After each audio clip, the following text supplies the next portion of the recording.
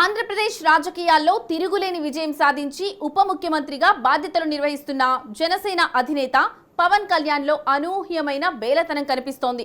వచ్చే సార్వత్రిక ఎన్నికల్లో తాను మళ్లీ గెలుస్తానో లేదోనంటూ ఆయన నోటి నుంచి వచ్చిన మాటలు ఇప్పుడు జన సైనికులతో పాటు రాష్ట్ర రాజకీయ వర్గాల్లో తీవ్ర కలకలం రేపుతున్నాయి. పటిష్టమైన కూటమి ప్రభుత్వంలో కీలక భాగస్వామిగా ఉన్న పవన్ కళ్యాణ్ ఎన్నికలకు ఇంకా సుదీర్ఘ సమయం ఉన్నప్పటికీ ఇలా మాట్లాడడం వెనుక బలమైన కారణాలే కనిపిస్తున్నాయి. ఇంతకీ పవన్ కళ్యాణ్లో ఉన్నట్టుండి ఈ అభద్రతా భావం ఎందుకు మొదలైంది? జనసేనాని అంతర్గత మదనం కూటమి భవిష్యత్తుపై ఎలాంటి ప్రభావం చూపబోతోంది? Let's watch the story.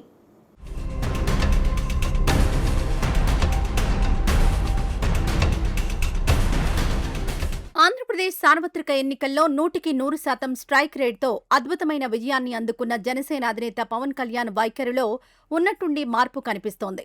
ఎప్పుడూ ఆత్మవిశ్వాసంతో గళమెత్తే ఆయన మాటల్లో ఇప్పుడు అంతుచిక్కని బేలతనం తొంగి చూస్తోంది. వచ్చే సార్వత్రిక ఎన్నికల్లో తాను మళ్లీ విజయం సాధిస్తానో లేదోనంటూ ఆయన స్వయంగా వ్యక్తం చేసిన భావన పార్టీ శ్రేణులను తీవ్ర విస్మయానికి గురిచేసింది. రాష్ట్రంలో జరుగుతున్న ప్రతి రాజకీయ పరిణామంపై స్పష్టమైన అవగాహన ఉన్న పవన్ కళ్యాణ్ ఇలా మాట్లాడ్డం వెనుక క్షేత్రస్థాయి నివేదికలే కారణమన్న విశ్లేషణలు సాగుతున్నాయి. క్రమంగా తనకు క్షేత్రస్థాయిలో మద్దతు తగ్గుతోందన్న వాస్తవం ఆయనకు ఇంటెలిజెన్స్ లేదా అంతర్గత సర్వేల ద్వారా చేరిందనే అభిప్రాయం వ్యక్తమవుతోంది.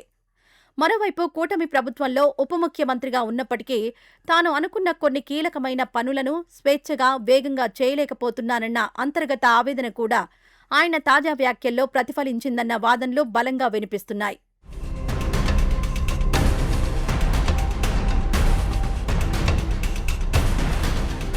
ఒక రాజకీయ పార్టీకి వ్యవస్థాపక అధ్యక్షుడే సర్వస్వం. అలాంటి నాయకుడు యుద్ధానికి ముందే గెలుపుపై సందేహాలు వ్యక్తం చేస్తే క్షేత్రస్థాయిలో పోరాడే సైన్యం నైతికంగా తీవ్రంగా దెబ్బతింటుంది. సరిగ్గా ఇప్పుడు జనసేన పార్టీలో ఇదే పరిస్థితి నెలకొంది. పవన్ కళ్యాణ్ చేసిన వ్యాఖ్యలు రాష్ట్ర వ్యాప్తంగా ఉన్న జన సైనికులను, వీర మహిళలను కలవరపెడుతున్నాయి. ఈ అభద్రతా భావానికి ప్రధాన కారణం పార్టీకి వెన్నెముకగా నిలిచిన కాపు సామాజిక వర్గం క్రమంగా దూరమవుతోందన్న భావన బలపడ్డమే. గత సార్వత్రిక ఎన్నికల్లో జనసేన కూటమిలో చేరినప్పుడు కాపు సామాజిక వర్గం గంపగుత్తగా అండగా నిలిచింది. అయితే ప్రభుత్వం ఏర్పడిన తర్వాత ఆశించిన స్థాయిలో ప్రాధాన్యత దక్కలేదని ఆ వర్గంలో లోపాయికారిగా అసంతృప్తి రగులుతోంది. కాపు సామాజిక వర్గానికి చెందిన కొందరు ముఖ్య నేతలతో పాటు స్వయంగా జనసేన పార్టీలోని ద్వితీయ శ్రేణి నాయకులు సైతం క్షేత్రస్థాయి పరిస్థితులపై నెగిటివ్ కామెంట్లు చేస్తూ ఉండడం పవన్ కళ్యాణ్ దృష్టికి చేరింది. సొంత ఓటు బ్యాంకు చేజారుతోందన్న ఈ స్పష్టమైన సంకేతాలే పవన్ కళ్యాణ్ను మానసికంగా డిఫెన్స్లోకి నెట్టాయి.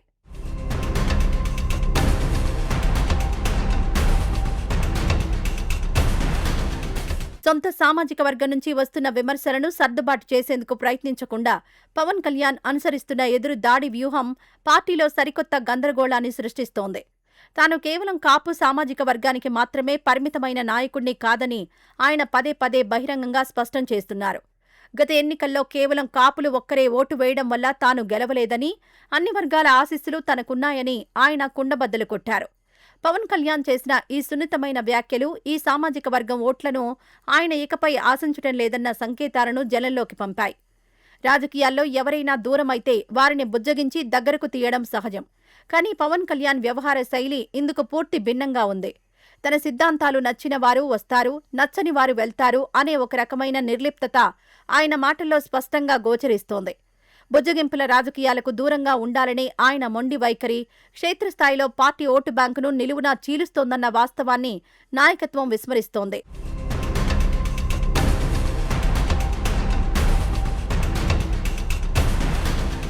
ఆధునిక రాజకీయాలు పూర్తిగా లెక్కలు, వ్యూహాలపైనే నడుస్తుంటాయి. కానీ పవన్ కళ్యాణ్ మాత్రం రాజకీయాలను సైతం ఒక తాత్విక కోణంలోనే చూస్తున్నారు. జరగాల్సింది జరగక మానదు, తాను చేయాల్సింది చేసుకుంటూ పోవడమే అనే ఒక కర్మ సిద్ధాంతాన్ని ఆయన రాజకీయాలకు ఆపాదిస్తున్నారు. ఈ రకమైన కర్మయోగి ధోరణి వ్యక్తిగతంగా ఆయన ఉన్నతమైన వ్యక్తిత్వాన్ని చాటొచ్చు. కానీ ఓట్లను సమీకరించే కఠినమైన పొలిటికల్ గ్రౌండ్లో ఇది పనిచేయదు. కూటమి ప్రభుత్వంలో భాగస్వామిగా ఉన్నప్పుడు ఎదురయ్యే ఆచరణాత్మక ఇబ్బందులను అధిగమించడానికి పక్కా రాజకీయ చతురత అవసరం. కేవలం ఆదర్శాలు వల్లించడం వల్ల కింది స్థాయిలో కార్యకర్తలకు ఎదురయ్యే రోజువారీ సమస్యలు పరిష్కారం కావు. తనను నమ్ముకున్న వర్గాలకు ప్రభుత్వ పరంగా దక్కాల్సిన ఫలాలను అందించటంలో రాజీ పడకూడదు. కానీ పవన్ కళ్యాణ్ మాత్రం ఫలితాన్ని దైవానికి వదిలేసి తన పద్ధతిలో తాను వెళ్లాలనే ఒక ఆధ్యాత్మిక మొండితనాన్ని ప్రదర్శిస్తున్నారు. ఈ నైజం అంతిమంగా పార్టీలో డ్యామేజ్ కంట్రోల్ చేసే వ్యవస్థ లేకుండా చేస్తోంది.